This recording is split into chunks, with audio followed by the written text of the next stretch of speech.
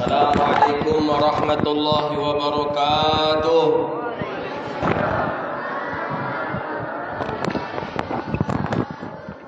Alhamdulillahilladzi an'amana bi ni'matil iman wal islam.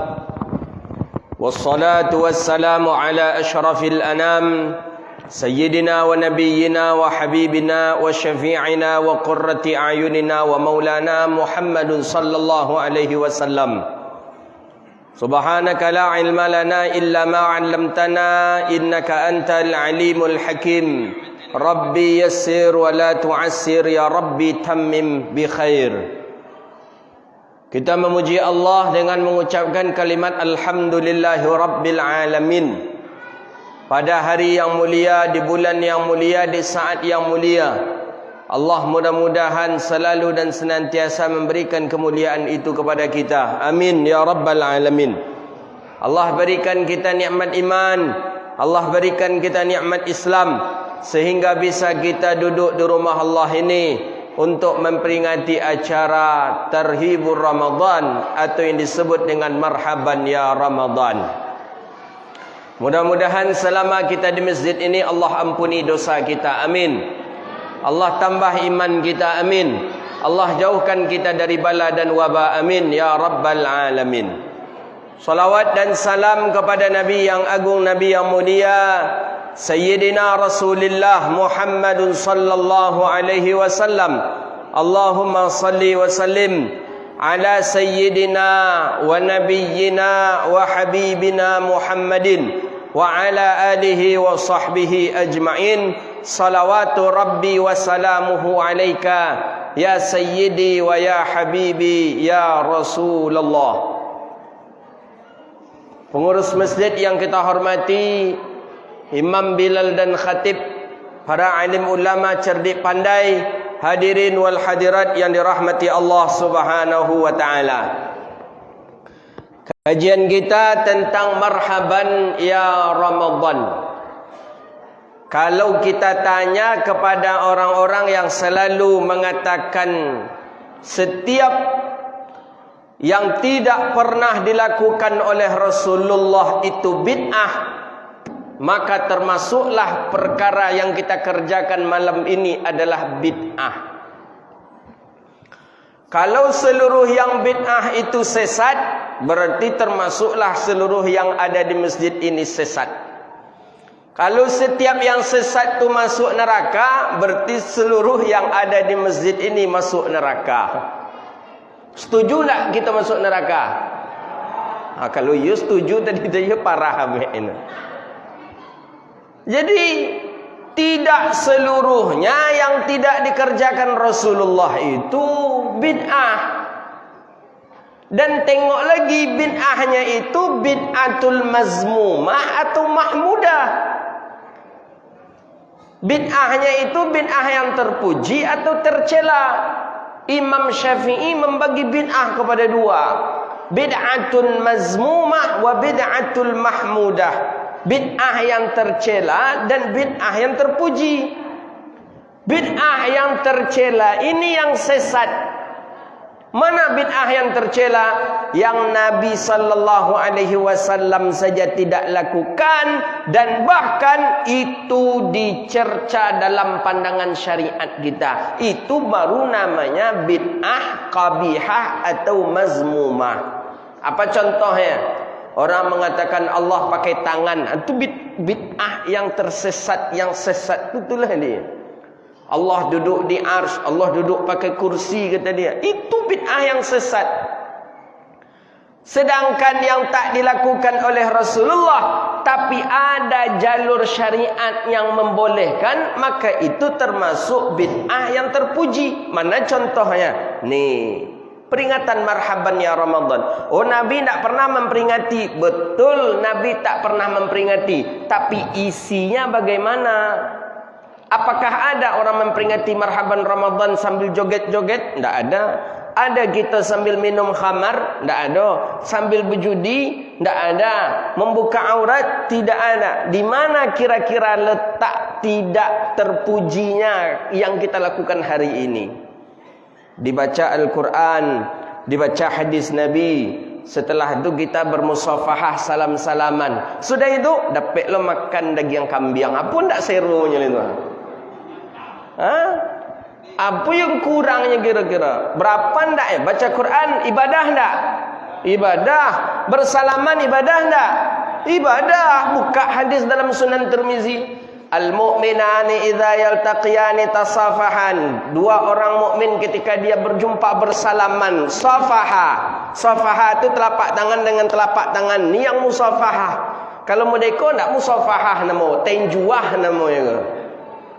Ini ada salam macam ni. Ini ndak termasuk di hadis Nabi.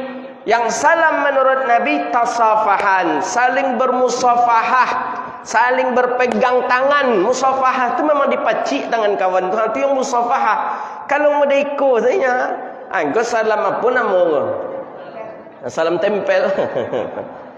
Ada orang yang bersalaman cuma sekadar begini aja dia. Nah, tasafahan. Memang beradu antara batin dengan batin telapak tangan. Apa kata Nabi? Saqatat dzunubahu qabla ayyatafarraqa. Allah ampuni dosanya sebelum keduanya berpisah. Alun bapak-bapak, ibu-ibu keluar dari masjid ini, dosa bapak ibu sudah diampuni oleh Allah. Siapa yang mengatakan? Nabi Muhammad dalam hadisnya. Tidak percaya, tidak antilah. Berarti kurang rukun iman gitu. Adakah maksiat di situ? Tidak. Baca Quran, ibadah. Bersalam-salaman, ibadah. Makan bersama, ibadah. Nabi mengatakan dalam hadis, Nabi nampan Nabi itu temui untuk 9 orang. Cek hadis dalam Sunan, dalam Syama'il Muhammadiyah Imam Tirmizi. Makan bersama itu termasuk salah satu asbab Allah turunkan rahmat, Allah ampuni dosa gitu. Walaupun Nabi tidak pernah memperingati marhaban ya Ramadan, tapi isi marhaban ya Ramadan itu adalah seluruhnya ibadah, maka memperingati peristiwa, memperingati peringatan marhaban ya Ramadan menjadi peringatan yang sunnah. Itu dia. Quran dibaca bersalaman gitu. Salaman tu memang musafah, batin dengan batin telapak tangan.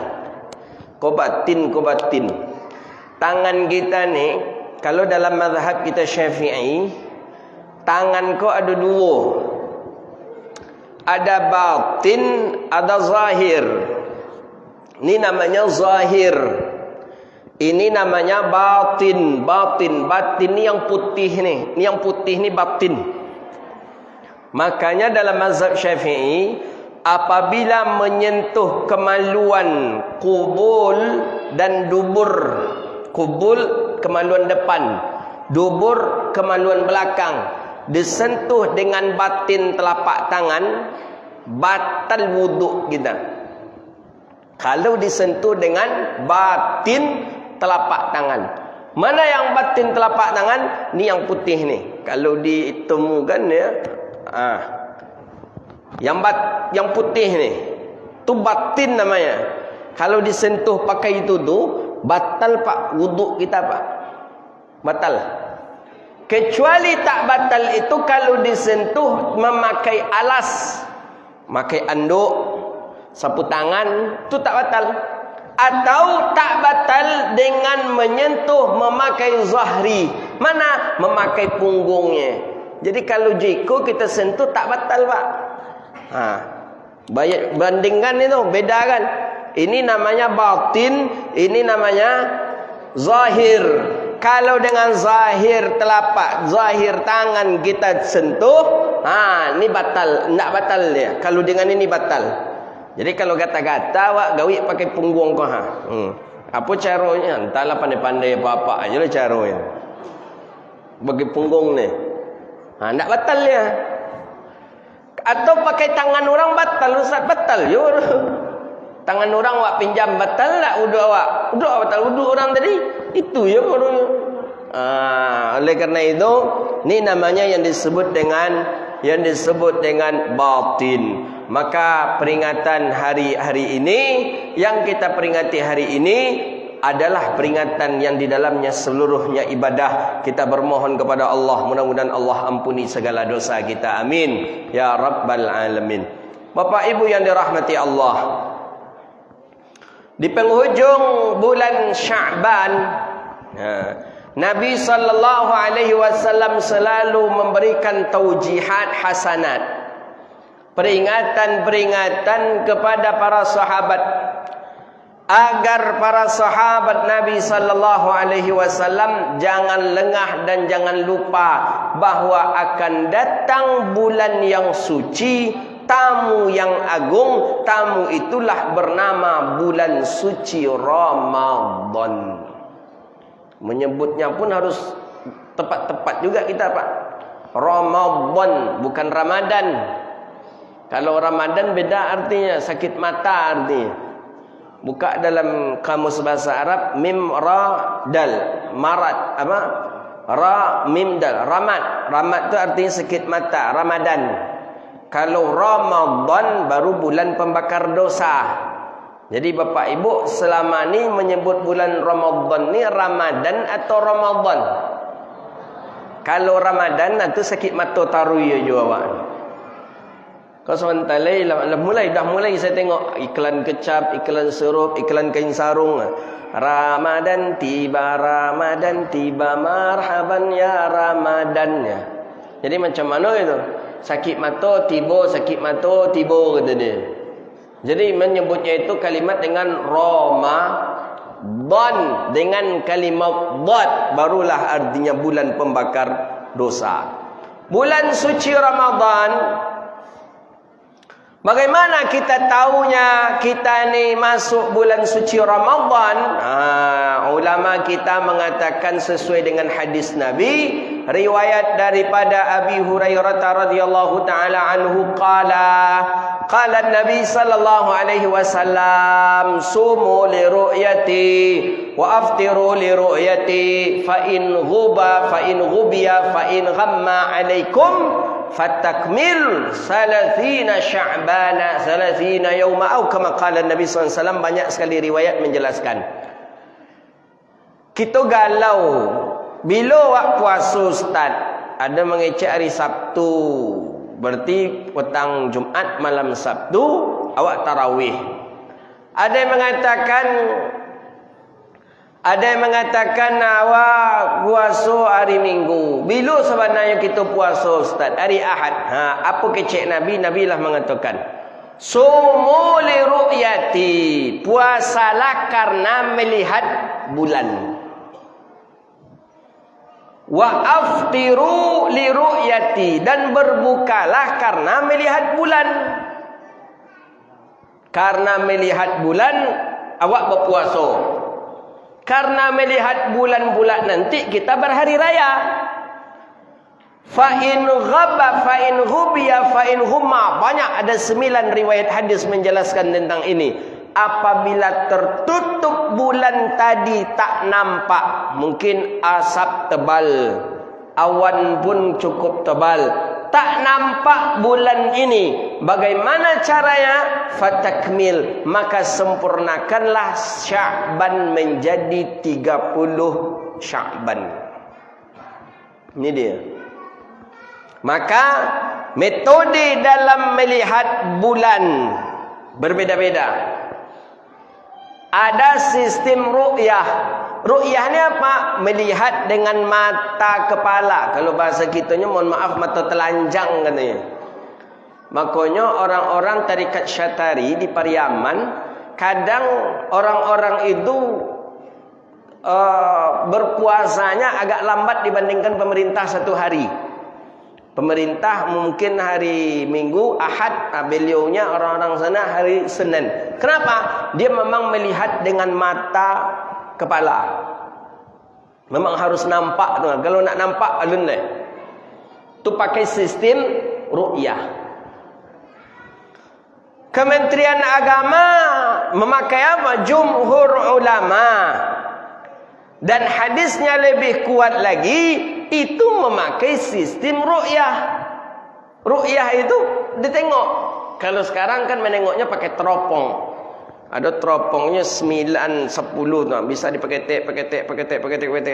Bisa gadang. Yang jauh tu bisa gadang nampak ada teropong. Pakai alat sekarang. Boleh? Boleh.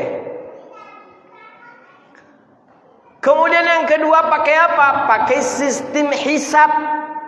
Hisab ini yang dipakai oleh Muhammadiyah. Jadi Muhammadiyah, Bapak Ibu jangan heran. Kalau orang Muhammadiyah sudah tahu dia kapan waktu dia melaksanakan ibadah puasa. Sudah tahu mereka. Kenapa mereka tahu? Karena mereka memakai sistem hisab. Nah ini masalahnya. Jadi kalau hisab jangan heran. Jangankan untuk tahun ini, 10 tahun yang akan datang pun orang Muhammadiyah sudah tahu kapan dia melaksanakan puasa. Kenapa? Karena sistem hisab. Makanya ada orang-orang bertanya, orang Muhammadiyah tu alun nampak, nak pakai nampak bulan, nak pakai nampak hisab pak. Dia tak pakai nampak ru'yah, dia pakai hisab. 10 tahun yang akan datang, coba tanya ke orang Muhammadiyah.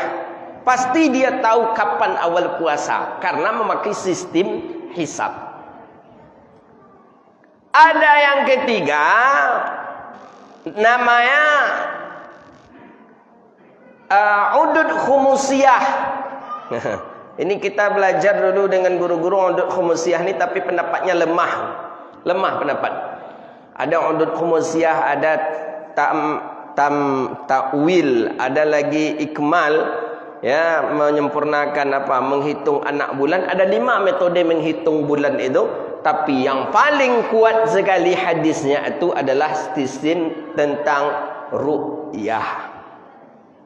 Hisab bagaimana? Silakan beramal dengan hisab kalau tidak bisa dengan ru'yah. Jadi ustaz ikut mana ustaz?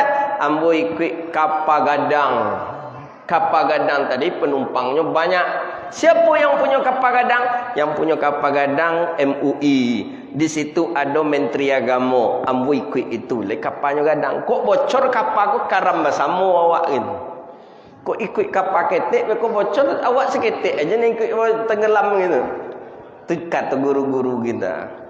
Taklid saja. Ini bagian daripada taklid. Kenapa kita taklid? Karena awak nak mampu menengok bulan. Apa-apa bisa nengok bulan? Lain. Bulan tinggi, bulan rendah. Bulan sayuik, bulan menengah, bulan tua, bulan muda. Itu yang pandai ni. Ini bukan bulan tua, bulan muda, bulan gajian, bukan bulan tak gajian. Tapi bulan yang disebut itu adalah bulan Ramadan. Bisa apa-apa menengok? Nah, Bapak saja mungkin tak pandai membedakan mana bulan, mana matahari mungkin. Wallahi ustaz, bisa ustaz. Tapi bulan yang hilal itu nampak itu tak bisa. Jadi bagaimana? Taklid. Kenapa kita taklid? Karena kita orang awam. Tu dalilnya. Orang awam ke taklid saja. Jangan berfatwa-fatwa pula leh. Iku baru tobat baru 2 bulan kau lepas fatwa pula angku. Baru tahunya jalan ke masjid dulu, kaklak malam, di tangannya minuman keras. Tobatnya 2 bulan baru tobat. Lanya sabit lah ustaz tu salah tu, ustaz tu sasik tu ustaz. Angku ustaz tu dari ketek beraja agama lah. Angku baru 2 bulan baru. Ni ada ni fenomena hari ini yang salah hijrah. Kalau kami membahasakan salah hijrah. Orang hijrah, setelah hijrah mengajak orang untuk berbuat kebaikan. Hanya baru hijrah baru difonis si fulan ahli nar, si fulan sesat, si fulan sesat. Ini tak betul cara beragama yang seperti ini. Jadi cara yang paling aman ru'yah. Bagaimana kita tidak bisa ru'yah? Taklidlah kita ke MUI. Taklid sajalah kita ke Menteri Agama untuk penentuan kapan awal masuk bulan suci Ramadan. Kemudian apalagi yang mesti harus kita lakukan? Yang paling penting sekali yang akan kita lakukan untuk menanti Ramadan, bulan Ramadan, apa? Ilmu. Ilmu penting. Ilmu ni yang paling penting. Karena al-ibadatum bidunil ilmil mardud. Ada ahli hikmah mengatakan ibadah kalau tak pakai ilmu mardud. Apa arti mardud? Ditolak. Tak ada gunanya. Rukuk orang rukuk pula kita. I'tidal orang i'tidal pula kita. Sujud orang sujud pula kita. Ditanya oleh orang, "Pak, apa tadi tu sujud, Pak? Yang mana yang sujud kau? Yang memacik lutut itu?" Enggak, tu tak sujud tu dah, Pak. Tu rukuk nama Pak. Jadi sujud yang mana? Sujud apa meletakkan yang apa ke lantai tadi tu sujud tu. Oh, sujud tu nama. Dia apa Pak model itu? Nak tentu dia dah nampak dan orang model itu dia begitu model itu ni. Ibadah apa yang tadi itu apa namanya? Mardud, ditolak. Kenapa? Karena tak berdasarkan ilmu. Ibadah seluruhnya harus dengan ilmu. Apapun itu ibadahnya. Cuba kita hitung. Berwuduk harus dengan ilmu, Pak. Tak bisa berwuduk kalau tak pakai ilmu. Ada orang mu'alaf baru masuk Islam. Nampak dia orang Islam cuci muka, silakan. Ambo you nanti-nanti you tu you tadi mama ayi lah setengah jam buat ceramah nak ke luar air. Terima kasih banyak. Angit mula lah. Naniko nak angit naniko lah indak nampak angit.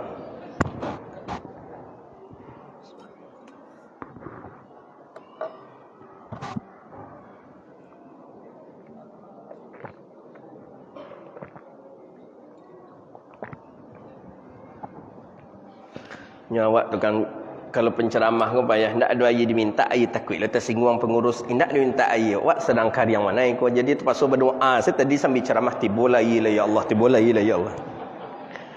Rupanya kabulkan doa Allah Taala dia tibolah air ndak tibolah air ndak.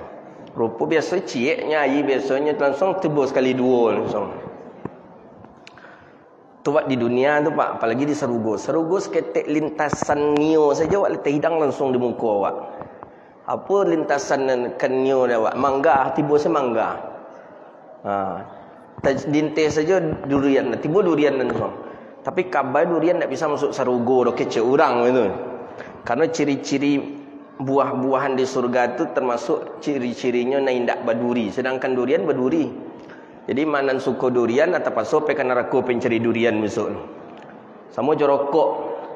Kecik guru ambo orang yang merokok go bisa masuk Serugo tapi menyetingkan rokok. Karena di Serugo nak ada rokok. Jadi kalau inya tiba candunya ingin merokok atau pasal pekan neraka mencari api dulu. Gitu. Antai-antai indak. Tapi nanjolin indak mungkin lah ada rokok perkara yang makruh. Serugo nak ada perkara yang makruh. Bapak Ibu yang dirahmati Allah. Jadi mana kaji awak tadi? Ilmu. Penting ilmu.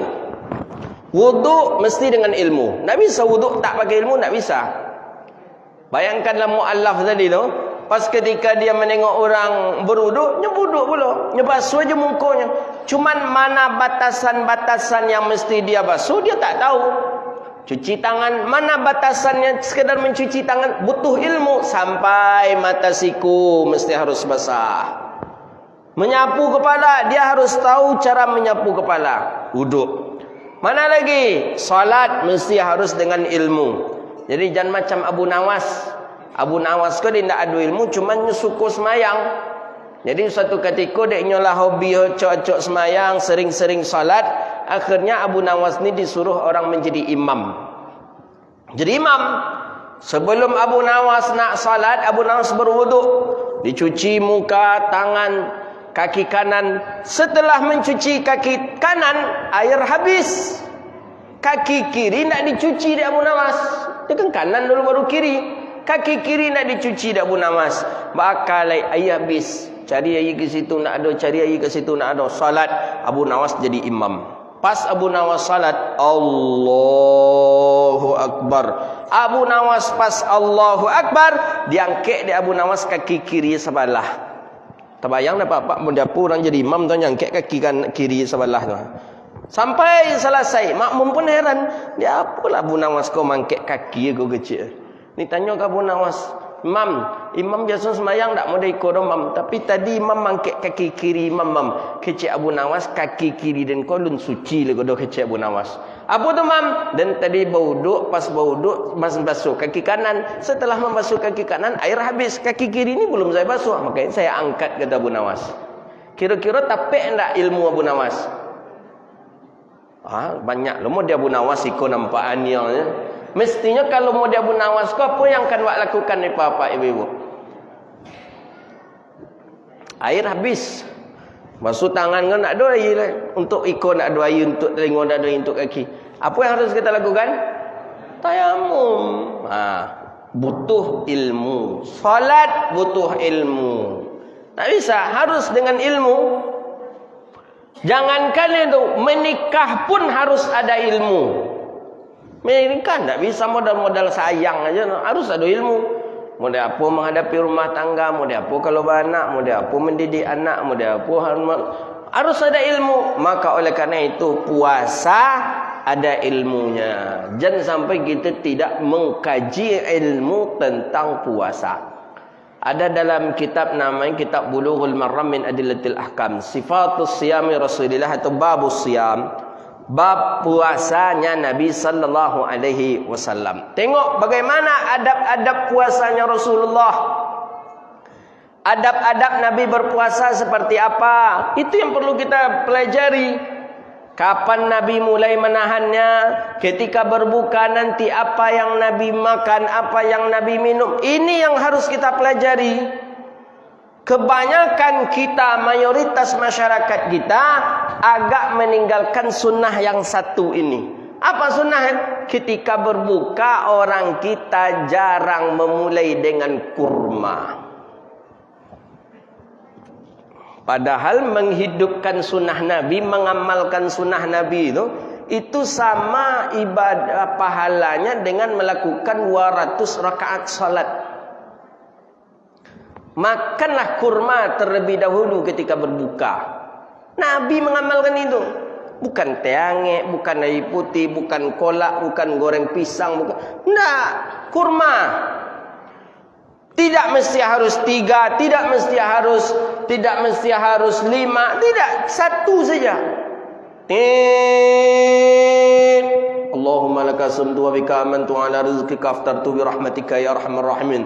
Dhahaba ad-dama wa abdala al-uruq wa thabbata al-ujuru insyaallah. Ambil, makan kurma satu. Dah kita makan kurma, barulah nak minum teh, nak makan kolak, nak minum air. Itu sunnah. Kebanyakan orang kita meninggalkan sunnah yang itu. Apakah karena tak mengetahui? Mungkin. Apakah dulu tidak ada kurma? Mungkin. Tapi kalau kini banyak kurma, menjual di mana-mana kurma. Nak kurma balah ada, nak kurma sukari ada, nak kurma apa ada. Nih jangan sampai kita tinggalkan sunnah yang ini nih. Amalkan, siapkan kurma. Kapan perlu kalau kita yang mengantor, yang sibuk rasanya kantor, siapkan kurma dalam mobil kita. Tapi minumnya, memakannya betul-betul orang lah azan. Dan mereka azan asar orang kau nak tahan daripada laluannya ciek kan. Ya, nyogak borek je risikonya kalau meletakkan makanan minuman di dalam mobil itu kadang. Alaman, menggoda kurma, menggoda. Air minum macam itu juga. Itu hati-hati di siang Ramadan meletakkan itu. Ilmu. Ini penting ini. Maka oleh karena itu, ibadah, apapun ibadah, pasti harus ada ilmu. Saya selalu mencontohkan kepada 3 masalah. Pertama, tentang orang yang berpuasa. Orang makan sahur. Awak ketika makan sahur agak terlambat. Sekitar 7 minit lagi orang azan. Makan sahur gitu. Makan sahur. Orang kita biasanya ketika asik makan sahur, enak makan sahur, lupa waktu. Ketika makan sahur tadi, orang azan. Allahu Akbar,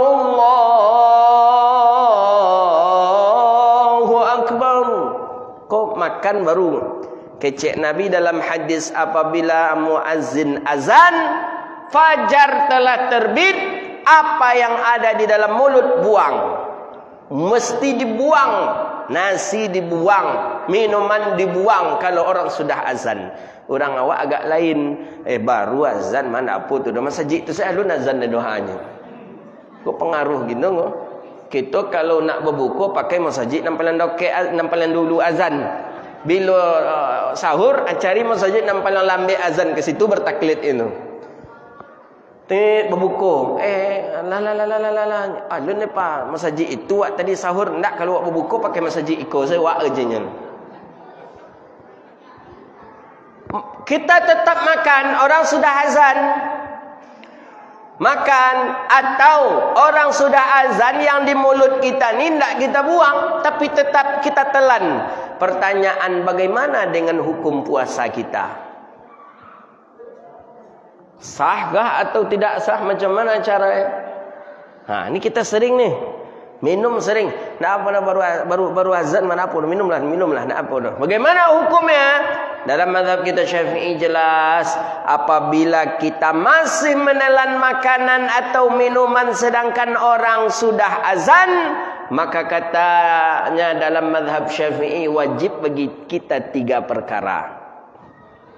Mana yang 3? Pertama, istimrar, lanjutkan menahan puasa sampai waktu berbuka. Kedua, wajibat lahu taubah, wajib orang ini untuk bertaubat kepada Allah.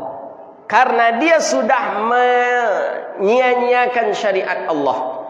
Yang ketiga, bagi orang ini wajibat lahul qadha, wajib orang ini mengganti puasanya. Karena puasa itu dianggap tidak sah. Nanti, hati-hati Pak. Kalau orang azan tu yang diminum tadi buang aja lele. Yang dimuncung tadi makan minum buang. Kalau sempat tertelan, mazhab kita Syafi'i mengatakan wajib 3. Pertama, wajibnya melanjutkan puasanya sampai waktu berbuka. Yang kedua, dia wajib bertaubat kepada Allah karena dia sudah melalaikan syariat Allah. Yang ketiga, dia wajib mengqadha puasanya nanti karena puasanya dianggap tidak sah. Ini yang disebut dengan ilmu di bulan suci Ramadan. Tak bisa kami membaca oleh Ustaz. Tengok aja YouTube, ada itu di YouTube. Buka di YouTube puasa Ramadan ala Buya Yahya atau puasa Ramadan Ustaz Abdul Samad. Atau tengok puasa Ramadan Ustaz Zulhendri Rais puasa Ramadan. Ada ketika kajian kitab Ghayatul Bayan ni. Itu aja yang saya rekomendasi. Yang lainnya alun direkomendasi. Karena itu baru yang sama betul dengan kita amalannya. Amalan dan diakui oleh guru-guru kita, baru itu baru. Tengok itu. Kalau membaca payah, ancak itu lah. Daripada nonton TikTok, ibu-ibu, ancak itu tonton. Ancak buka itu tu. Tahu kita apa saja membatalkan puasa, apa sunnah puasa, apa makruh dalam berpuasa. Ada di situ. Satu lagi saya contoh terakhir. Ilmu dalam bulan suci Ramadan. Siang panas, Masya Allah. Beberapa hari ini Riau luar biasa panas. Panas badan tang kecil orang itunya ini. Panas. Di bulan Ramadan panas hangat. Kering rasanya tenggorokan gitu. Kering. Tiba jam 11 tu kering. Apa cara? Awak kaluanlah air liur kita kembali. Wak telan balik. Wak kumpuan tu wak telan. Bagaimana hukum puasa? Boleh atau tidak? Ini ilmu ni. Tentang bulan Ramadan. Boleh. Sah. Tapi kalau salat, tidak sah. Salat batal. Lah, kalau puasa, boleh. Sah. Tapi kalau itu syaratnya tidak melanggar yang 3. Mana yang 3? Pertama, air liurnya itu dari dalam, tidak dari luar. Dari luar maksudnya, jam 5 subuh, aku kumpul ke dalam goleh. Rumpamu jadi pikir ambil loleh, jadi serius no loleh. Dikumpul ke dalam goleh, dimasuk ke dalam kulkas. Tiba jam 2 siang, buka kulkas dapat dia air liu aku balik. Kita minum, batal puasa gitu. Karena sudah dari luar. Kedua, bahwa adalah air liur itu miliknya sendiri, bukan milik orang lain. Kalau milik orang lain batal puasa gitu. Apa contohnya? Anak-anak kita punya anak-anak kecil-kecil. Karena awak sedang lalu tu ciumnya kita. Masuk air liurnya ke dalam, batal puasa kita. Yang ketiga, ayyakuna khalisa, bahwa adalah air liur itu bersih dan tidak bercampur dengan apapun. Tak bercampur. Maka kalau orang berdahak, hati-hati yang berdahak di siang Ramadan. Kalaulah keluar dahak tu rasa kisomik tu jadi makan je leh. Kan ada kita no. Kata kita kan. Ha, tarasum pamonya. Tahu ustaz tahu agak asin seketek. Tu jangan ditelan je leh, jangan ditelan. Jangan ditelan. Kalau dalam Ramadan, di siang Ramadan hati-hati. Bahawa dia mesti yang bersih, yang tidak bercampur dengan. Kalau sudah bercampur dengan dahak kita telan, batal puasa kita. Ha, itu dia. Ya kalau rasa kisamuk tu gen ke samuk pak je ni. Kau rasa bercakap lu aja samuk kau den kau samuk je. Tak rasa kiang mana je. Nak gen ke samuk tu. Ha ni bagian daripada Ramadan. Maka oleh kerana itu Ramadan bulan mulia, banyak-banyak munajat di dalamnya, banyak-banyak ibadah di dalamnya, amalkan sunnahnya Rasulullah sallallahu alaihi wasallam, hidupkan daripada agama, hidupkan daripada sunnah Nabi. Terakhir di Ramadan tu khatamkanlah Quran. Usahakan kita bisa mengkhatamkan Al-Quran di dalam bulan suci Ramadan. Sebenarnya mengkhatamkan Quran ini tidak begitu berat juga. Imam Syafi'i di dalam bulan suci Ramadan beliau mengkhatamkan Quran 60 kali. 60 kali mengkhatamkan Quran dalam bulan Ramadan. Berarti dalam satu hari Imam Syafi'i 2 kali khatam Quran. Awak kalau nak model Imam Syafi'i itu sekali saja dalam bulan Ramadan jadilah. Ramadan tu bulan Quran, Pak. Rugi kita kalau tak mengkhatamkan Quran. Sebenarnya caranya saja yang tak dapat oleh Bapak Ibu. Saya ingin mengajarkan metode. 1 juz itu 10 lembar. 1 juz 10 lembar. 1, 2, 3, 4, 5, 6, 7, 8, 9, 10. Pas juz 2. 1 lembar 10, maaf, 1 juz 10 lembar. Bagaimana caranya? Salat dalam satu hari ada 5 waktu. Ambillah dalam satu hari itu, dalam setiap salat itu 2 lembar. 1 lembar sebelum salat, 1 lembar setelah salat. Kita contohkan subuh. 1 lembar sebelum subuh. 1 lembar setelah subuh. Dapat kita 2 halaman. 2 lembar. Nanti zuhur lagi, ambil pula 1 lembar sebelum zuhur. Setelah zuhur, baca pula 1 lembar. Asar, 1 lembar menjelang salat asar. 1 lembar ni paling 10 minit cuma ni. 1 lembar sebelum asar, 1 lembar setelah asar. Menjelang berbuka, daripada mengunjang orang awak, daripada ngububurit mau tahu orang habis pahala, duduk di dekat buku tu baca 1 lembar sebelum berbuka, 1 lembar setelah salat maghrib. Masuk isya sebelum tarawih, baca 1 lembar sebelum tarawih, 1 lembar di rumah menjelang kita tidur. Satu hari ibu bapa membaca 1 juz Al-Quran. Kalau sehari, kalau 3 hari, pas malam hari raya, malam takbiran, bapak ibu khatam Quran. Sekali khatam Quran tu berapa ribu malaikat turun mendoakan kita kepada Allah. Malu kita nak pernah khatam Quran. Karena Ramadan tu bulannya Quran. Jangan sampai kita tidak baca Quran. Gitu metodenya. Kalau saja sekali duduk, agak borek kalau orang yang tak terbiasa. Tapi kalau orang yang terbiasa, sekali duduk 1 juz tu sedikit itu. Sekali duduk tu 5 juz. 5 juz sekali duduk. Berarti dalam 5 juz dalam satu hari itu dia bisa mengkhatamkan Al-Quran. Nah, itu dia. Itulah kajian kita Bapak Ibu yang dirahmati Allah. Mudah-mudahan Allah berkahi kita di dalam bulan Sya'ban ini. Allah sampaikan kita ke dalam bulan suci Ramadan. Allah berikan kepada kita malam Lailatul Qadar. Amin ya rabbal alamin. Bismillahirrahmanirrahim. Alhamdulillahi rabbil alamin. Hamdan syakirin, hamdan na'imin, hamdan yuafi ni'amahu wa yukafi'u mazidah. Ya Rabbana lakal hamdu kama yanbaghi li jalali wajhikal karimi 'azimi sultanik. Allahumma salli ala sayyidina Muhammadin tibbil qulubi wa dawaiha وعافية الأبدان وشفائها ونور الأبصار وضيائها وعلى آله وأصحابه في كل لمحة ونفس بعدد كل معلوم له.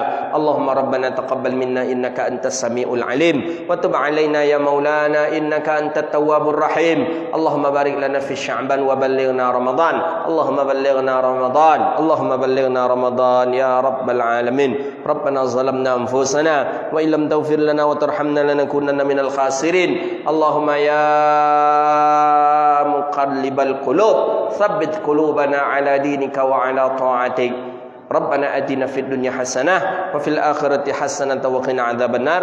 وصلى الله على سيدنا محمد وعلى آله وصحبه أجمعين والحمد لله رب العالمين. Demikian mohon maaf, wabillahi taufiq wal hidayah waridha wal inayah. Wassalamu alaikum warahmatullahi wabarakatuh.